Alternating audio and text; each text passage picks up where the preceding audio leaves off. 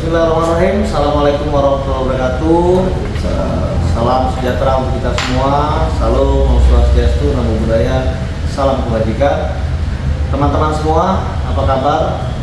Semoga selalu diberikan kesehatan kepada seluruh masyarakat pemerhati kasus Subang yang saya banggakan. Alhamdulillah malam ini kita sudah dapat berita baik bahwa pengajuan permohonan kita sebagai JC terhadap klien kami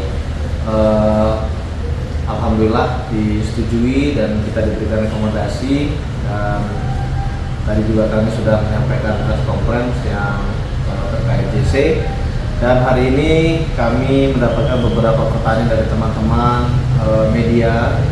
Di sini ada YouTuber juga yang konfirmasi ke kita, ada Bang Freddy dan teman-teman semua, ada Bang Ferry, Bang Jack, Isodo dan teman-teman. Ini juga pertanyaan juga sekaligus kita mengklarifikasi, mungkin juga nanti berguna buat teman-teman YouTuber yang lain. Di sini juga ada Bang Anjas dan YouTuber lain. Baik teman-teman, kita akan coba menjawab pertanyaan-pertanyaan dari teman-teman ini yang dikirimkan kami ini dari Bang Freddy. Semoga mewakili bagi teman-teman semua YouTuber lain. Silakan Bang Agit yang akan menjawab beberapa pertanyaan. Baik, terima kasih Bang Topan waktunya. Tadi kita sempat menerima beberapa pertanyaan dari rekan-rekan YouTuber ya terkait dengan JC ini. Nah, ini ada beberapa pertanyaan. Salah satunya adalah apakah status JC Danu yang diterima karena Danu dianggap lulus semua persyaratan dari LPSK? Ini jelas bahwa LPSK memberikan rekomendasi seseorang yang melakukan tindak pidana.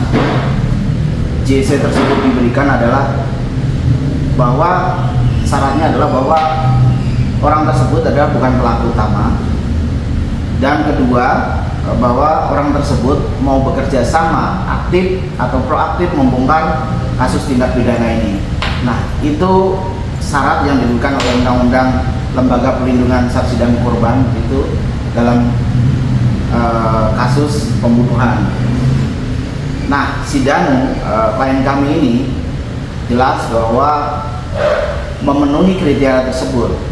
Bisa teman-teman lihat bahwa selama ini Danu proaktif sekali. Jadi dia dengan sadar, dengan keikhlasan diri membuka kasus ini, diantarkan oleh kami selaku kuasa hukum untuk membongkar kasus ini sesuai dengan apa yang dialami, dia rasakan dan dia yakini. Nah, terus kemudian Danu ini adalah bukan pelaku utama dalam hal ini. Jadi Danu memang dalam posisi yang tertekan, posisi yang sulit untuk menghindar, karena itu tadi ketika dia menghindar atau menolak perintah dari tersangka Y ini, bukan tidak mungkin Danu ini akan celaka. Artinya bukan tidak mungkin Danu ini menjadi korban selanjutnya dari korban almarhum dari pembunuhan ini maksud kami. Terus kemudian pertanyaan yang kedua, tanggapan LPSK terhadap Danu seperti apa? Jadi LPSK ketika memberikan rekomendasi JC ini tentunya melalui kajian yang sangat dalam sekali.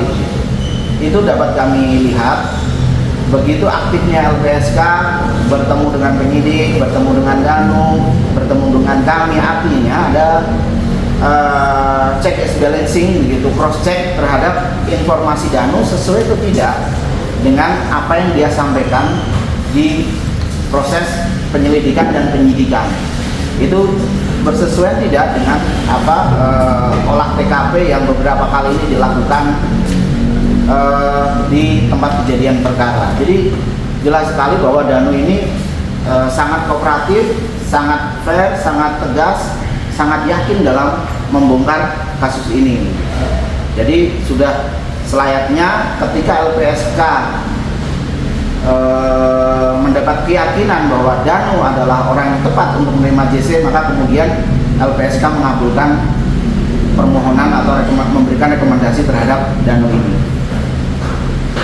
Ada pertanyaan selanjutnya, apa pesan LPSK untuk Danu? Jadi tadi kita sudah bicara banyak dengan pihak LPSK, dengan penyidik, dengan Danu tentunya terkait masalah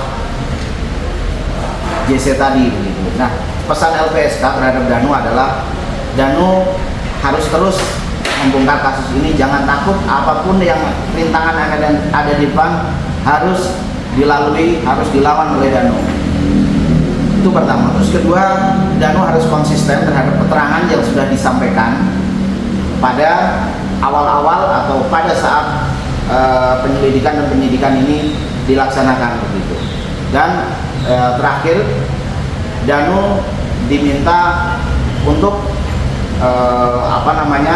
kooperatif terhadap proses yang memang ditetapkan oleh LPSK ini, karena ketika kita mengajukan 3 poin terhadap LPSK ini terkait dengan permohonan Danu, yakni recovery psikis Danu, perlindungan yang melekat terhadap Danu, dan permohonan untuk JC ini, LPSK mengabulkan keseluruhannya secara keseluruhannya, dan tentunya syarat-syarat yang berlaku terhadapnya itu harus ditaati oleh Danu. Nah, untuk selanjutnya mungkin dibantu atau ini oleh Pak Topan ya. Baik, untuk pertanyaan selanjutnya nomor 4 ya, bagaimana perasaan PH Danu atas diterimanya JC-nya Danu? Pastinya kami bersyukur karena Danu adalah tersangka yang berani mengajukan dirinya dan mengakui semua perbuatannya, dan Danu juga berani untuk membongkar kasus ini. Teman-teman semua yang saya banggakan, bagaimana ceritanya kalau memang Danu tidak berani mengajukan atau membongkar masalah ini. Saya pastikan dan kita semua sadar pasti bahwa kasus ini nyaris tidak akan pernah terbongkar.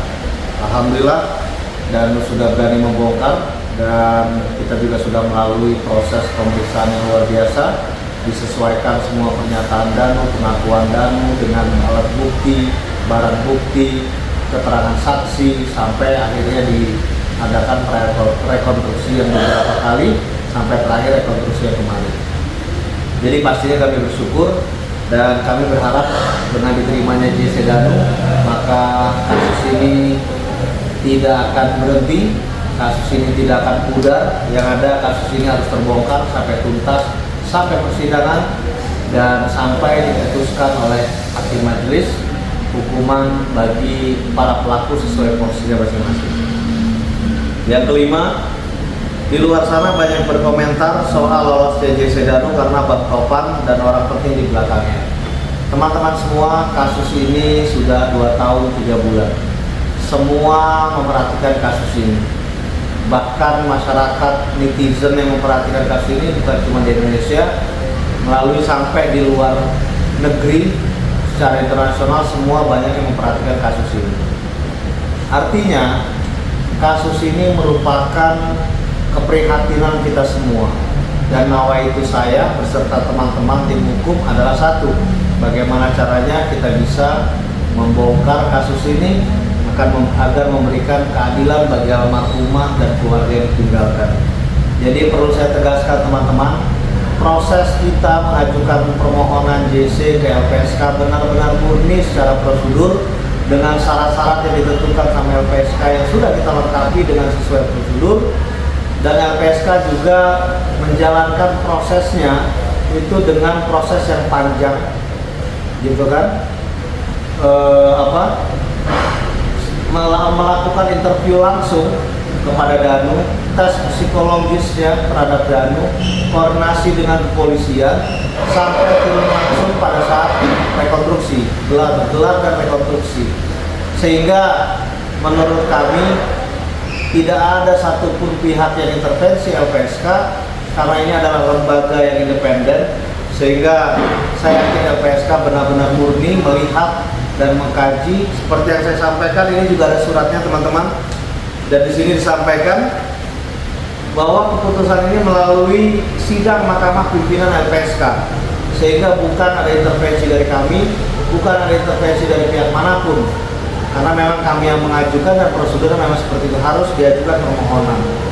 Jadi sekali lagi kita mengklarifikasi dan meluruskan, dalam proses ini kita niatkan untuk membongkar kasus ini karena Allah, sehingga kami yakinkan tidak ada yang namanya bohong-bohongan, tidak ada yang namanya backing-backingan, tidak ada yang namanya intervensi dan lain-lain, tidak ada. Tapi kita murni jalankan proses dengan niat dan harapan bahwa kasus pembunuhan Raja Patih Subang ini bisa segera selesai. Selanjutnya pertanyaan yang kelima, terakhir yang keenam ini, sehubungan dengan adanya pra peradilan yang diajukan oleh Mimin CS, bagaimana tanggapan Bang Topan terkait ini? Ya, terkait upaya pra peradilan yang diajukan oleh pihak Mimin dan Arigi serta Abi, pada prinsipnya kami no comment ya, karena memang itu adalah upaya dari masing-masing atau strategi dari masing-masing pihak. Tetapi memang agak aneh buat kami. Yang pertama, bahwa pra peradilan ini hanya diajukan, pemohonnya ini adalah 3 orang tersangka, yaitu Mimin, Arigi, dan Abi. Padahal ada 1 tersangka utama yang sudah ditetapkan sebagai tersangka dan sudah ditahan. Artinya ya kami menduga saja ini bahwa tersangka Y ya harusnya sudah mengakui karena dia tidak mengajukan pra peradilan. Kejanggalan yang kedua yang juga kami selalu pertanyakan gitu ya, bahwa permohonan pra peradilan ini sudah lewat dari 2 bulan setelah ditetapkan tersangka. Artinya ya kami juga pernah mengalami hal yang sama. Kami pernah mengajukan pra peradilan terhadap klien kami yang ditetapkan sebagai tersangka. Itu 1 hari setelah ditetapkan tersangka kami langsung mengajukan pra peradilan. Kenapa seperti itu? Karena kami meyakini bahwa pada saat kasus ini kami pegang, kasus lain ya, itu klien kami benar-benar tidak bersalah dan klien kami ditetapkan sebagai tersangka dengan bukti-bukti yang menurut kami tidak cukup gitu loh. Jadi kejanggalan-kejanggalan banyak teman-teman, tapi pada prinsipnya ini kita kembalikan kepada peradilan yang menyidangkan nanti, kepada majelis hakim. Kita berharap semoga persidangan pra peradilan ini hakim juga benar-benar peka dan benar-benar mempelajari betul bahwa kasus ini sudah 2 tahun 3 bulan dan kasus ini merupakan kasus yang sangat menyita perhatian seluruh masyarakat Indonesia, bahkan di luar negeri sekalipun gitu ya.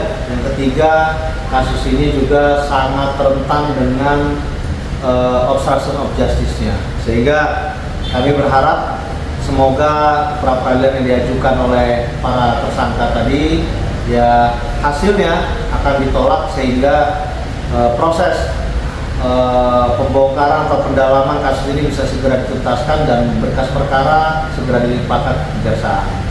Komentar saya dan teman-teman seperti itu terkait pra peradilan.